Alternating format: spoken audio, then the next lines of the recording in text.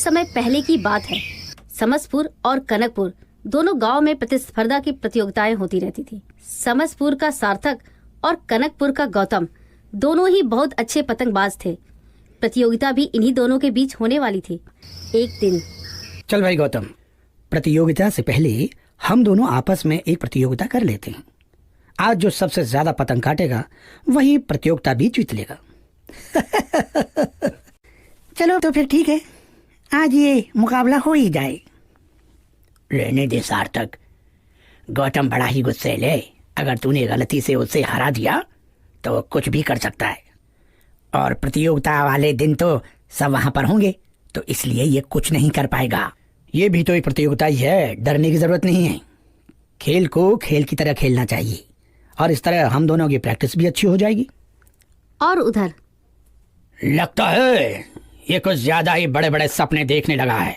मेरी पतंग काटने की सोच रहा होगा। एक दो पतंग काटने का तो मैं बुरा नहीं मानूंगा, लेकिन अगर मेरी पतंग इससे ज्यादा काट दी तो मैं इसे प्रतियोगिता के लिए जिंदा ही नहीं जाने दूंगा। अरे यार, तू तो उसकी बातों को दिल पर ले गया। पतंग ही तो कटेगी, इसमें इतना ज्यादा गुस्सा किस बात का? मुझे खुले में ललकार रहा है। मैं उसको बता दूं कि यहाँ पर बस एक ही पतंगबाज है और उसका नाम है गौतम। इसकी सारी हवाबाजी आज ही निकाल दूंगा। दोनों के दोस्त मैदान में आ जाते हैं और पतंगबाजी का खेल शुरू हो जाता है। शुरू में गौतम सार्थक की 3 पतंग काट देता है। क्या हुआ सार्थक? लगता है तेरे मांझे में जान नहीं है। जा जा, आराम से अपने भैंस के दूध निकाल कर पी और थोड़ी ताकत वापस लेकर आ। तेरी पतंग मेरी पतंग को काट सके, समझा? बड़ा आया था पतंग काटने वाला। अभी तो शुरुआत हुई है, शाम बाकी पड़ी हुई है। फैसला तो शाम को होगा ना। फिर वो दोनों पतंगबाजी करने लगते हैं। सार्थक अपनी पोजीशन चेंज करने के बाद में पतंग उड़ाता है। अब वह जितनी बारी भी गौतम पतंग उड़ाता उसकी पतंग काट देता। देखते ही देखते सार्थक गौतम की 6 पतंग काट देता है। अपनी पतंगों को इस तरह कटता हुआ देखकर गौतम गुस्से में आ जाता है। सारे गांव वालों के सामने मेरी बेइज्जती कर रहा है। अगर इसने एक बारी और मेरी पतंग काटी तो आज जिंदा नहीं बचेगा। मैं इसे इस लायक ही नहीं छोड़ूंगा कि आइंदा ये कभी पतंग उड़ा सके।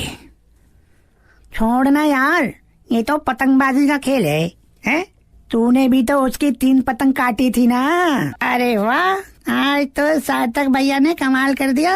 इतनी पतंग काट दी है कि प्रतियोगिता से पहले ही फाइनल हो गया है कि वो प्रतियोगिता तो समसपुर का सार्थक ही जीतेगा। हाँ। गौतम अपनी पतंग को पेज पर पेज दिया जा रहा था और फिर सार्थक और गौतम की पतंग आपस में टकराने लगती है। दोनों एक दूसरे की पतंग काटने की कोशिश करते हैं। तभी सार्थक जोर से मांझा खींचता है और गौतम की पतंग कटकर हवा में उड़ जाती है। आज तो ये गया। सब लोग अपने अपने घर की तरफ चल देते हैं। सार्थक भी अपनी पतंग और मांझा लेकर गांव की तरफ चल देता है। गौतम अपने दोस्तों को भेजने के बाद सार्थक का पीछा करता हुआ उसके पीछे पीछे जा रहा था। तभी एक सुनसान जगह पर पहुंचकर गौतम सार्थक को आवाज देता है। क्या बात है सार्थक, आज तो अपनी पतंग से भी ज्यादा उड़ा रहा था। छोड़ ना यार, वो तो एक गेम है और खेल के मैदान में ऐसी बातें होती रहती हैं। चल मेरे घर चल, कुछ खा पी लेते हैं। तुझे क्या लगा तू मैदान में मेरी बेइज्जती करेगा और मैं तेरे साथ यहाँ बैठकर खाना खा लूंगा? मैं तुझे प्रतियोगिता वाले दिन के लिए जिंदा ही नहीं छोड़ूंगा। सार्थक कुछ समझ पाता उससे पहले ही गौतम अपनी जेब में से मांझा निकालकर सार्थक की गर्दन पर लपेट कर खींच देता है, जिससे सार्थक की गर्दन कट जाती है और वो वहीं मर जाता है। उसको मरा हुआ छोड़कर गौतम अपने गांव चला जाता है, पर वहां आकर बिल्कुल ऐसे ही हो जाता है जैसे अभी कुछ हुआ ही नहीं है। अगले दिन सुबह सार्थक की मौत की खबर सारे समसपुर और कनकपुर में फैल जाती है। एक हफ्ता ऐसे ही निकल जाता है और फिर सब लोग पतंगबाजी करने लगते हैं। वो दिन भी कुछ ऐसा ही था। शाम हो चुकी थी, लेकिन गौतम अपने दोस्तों के साथ पतंग उड़ाने में व्यस्त था। तभी उसकी पतंग कट जाती है। वो आसमान में देखता है तो बहुत दूर तक कोई भी पतंग नहीं थी। बहुत दूर पतंग थी, पर वो इतनी दूर से पतंग नहीं काट सकती थी। वो फिर से पतंग उड़ाने लगता है। चल भाई, बहुत देर हो गई है, हम कब तक पतंग उड़ाते रहेंगे? तो चल मैं अभी आता हूँ, बस ये आखिरी पतंग है। उसका दोस्त वहाँ से चला जाता है और गौतम पतंग उड़ाने लगता है। तभी एक छोटी सी डोर में लिपटी हुई पतंग वहाँ आती है और उसकी पतंग काट देती है। गौतम ध्यान से देखता है, उस पतंग को किसी ने भी पकड़ नहीं रखा था। उस पे बस एक छोटा सा मांझा लटक रहा था और वो बार बार गौतम की हर पतंग को काट रहा था। गौतम को बार बार पतंग कटने पर गुस्सा आ रहा था। तभी वो एक पत्थर उठाकर उस पतंग को मारता है। पत्थर लगते ही पतंग जमीन पर आकर गिरती है और उसमें से सार्थक का भूत निकलता है, जिसे देखकर गौतम बुरी तरह डर जाता है। वहाँ से भागने की कोशिश करता है कि सार्थक उसके गले में मांझा डालकर लपेटकर उसको आकाश में ले जाता है। धोखेबाज, मैं तो तुझे अपने घर ले जाने की सोच रहा था और तूने मुझे ही मार डाला। तू एक अच्छा खिलाड़ी नहीं है। तूने हार मानने से पहले ही हार मान ली थी और मुझे मारने के बाद तूने क्या सोचा कि तू प्रतियोगिता जीत लेगा? मैं तुझे जिंदा नहीं छोड़ूंगा। मुझसे गलती हो गई, मुझे माफ कर दे सार्थक, मुझे छोड़ दे, मेरा दम घुट रहा है। उधर काफी देर तक जब गौतम गांव नहीं पहुंचता तो उसके कुछ दोस्त और उसकी माँ उसे ढूंढते हुए मैदान की तरफ आते हैं। हे भगवान, ये तो कोई भूतिया पतंग लगती है जो मेरे बेटे की जान लेना चाहती है। तभी सब ध्यान से उस पतंग को देखते हैं। उसमें सार्थक का चेहरा नजर आता है। नहीं नहीं चाची, ये तो भूतिया पतंग है। देखो तो, उसमें सार्थक का चेहरा नजर आ रहा है। मुझे तो गौतम के ऊपर पहले से ही शक था कि उसी ने इस सार्थक को मारा है।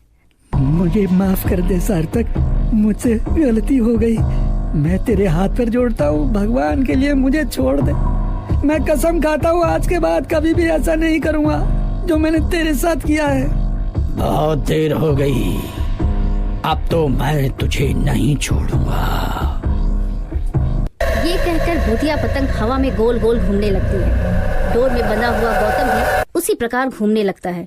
इसे माफ कर दे, इसने गुस्से में तेरी जान ले ली होगी। मेरी एक ही औलाद है बेटा, इसे माफ कर दे। अगर तूने इसे मार दिया तो फिर मेरे बुढ़ापे का सहारा कौन बनेगा? गौतम के दोस्त भी सार्थक को समझाने लगते हैं। ये सब होता हुआ देखकर, बेटा इसे माफ कर दे। सोच, माँ तो माँ होती है, तेरी माँ तेरे आगे हाथ जोड़ रही है। इसमें जो गलती करी है उसकी माफी नहीं हो सकती, लेकिन मैं तुझसे वादा करती हूँ कि अब ये कभी जिंदगी में पतंग को हाथ तक नहीं लगाएगा और सदैव मजबूर लोगों की मदद भी करेगा। मैं वादा करती हूँ बेटा, पर इसे छोड़ दे। आसपास के गांव के सब लोग भी वहाँ आ जाते हैं और देखते ही देखते पूरा मैदान लोगों से भर जाता है। तभी सार्थक की माँ भी वहाँ आ जाती है। भूतिया पतंग में अपने बेटे को सार्थक को देखकर उससे बोलती है, बेटा मुझे पता है तू अब कभी वापस नहीं आ सकता। जो मुझ पर गुजर रही है वही गौतम की माँ पर भी गुजरेगी। और तू तो मेरा प्यारा बेटा है ना, तू कभी किसी के साथ गलत नहीं कर सकता। माफ कर देने वाला हमेशा बड़ा होता है। सार्थक अपनी माँ को देखकर उसकी बातें सुनकर थोड़ा नरम पड़ जाता है और वो गौतम के गले को छोड़ देता है। पतंग के माजे से गर्दन छूटते ही गौतम धड़ाम से जमीन पर गिर पड़ता है, जिससे काफी चोटें आती हैं। तेरा बहुत बहुत धन्यवाद, तूने एक माँ की पुकार सुनी। मैं तुझसे वादा करती हूँ कि अब ये कभी पतंग को हाथ नहीं लगाएगा, बल्कि ऐसी प्रतियोगिताएं जब भी होंगी बहुत सोच समझ कर रखी जाएंगी और हमेशा खेल की भावना से ही खेली जाएंगी। उसके बाद गौतम ने अपने गुनाहों की माफी सार्थक की माँ से मांगी